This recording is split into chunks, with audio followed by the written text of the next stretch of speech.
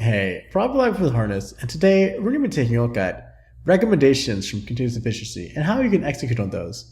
If you're unfamiliar with continuous efficiency is one of the latest products from Harness, helping you democratize cloud cost.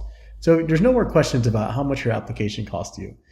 Taking a look at continuous efficiency, if you navigate when you log into Harness to continuous efficiency and then explore, you're greeted with a bunch of findings and data you can dig into. The one that's most prudent for us to look at is actually the recommendations. So we click on top recommendations. Here I actually have two recommendations with potential monthly cost savings. So the application I just deployed, we can take a look at this particular savings here. Currently, it is a Kubernetes-based application, and in my container resources, I have limits and requests. Basically, how much resources I request is guaranteed, and also what to happen if I approach a maximum when throttling starts to occur. Currently, I have 7 gigabytes of memory and 1.5 CPUs, but continuous efficiency has analyzed 2 days of data so far as long the application's been running to actually kind of say, hey, you know what? You only need 250 megabytes of memory and actually 25 CPU shares. Now, if we take a look at the deployment, we can see that what was requested. Here I'm doing a few deployments, requesting more or less, and actually what's actually being used, which is pretty much nothing. And this is actually costing a lot of money on the cluster. So how do you go about actually making the adjustments? Since this application is actually deployed by hunters, it should be pretty straightforward.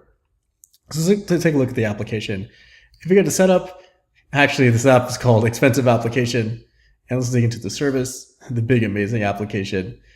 Taking a look at the deployment spec here, we can scroll down to take a look at the particular resource limits. So let's go ahead and change this to the recommendation that we had. So it's 25 shares and 250 megabytes. Let's make that now.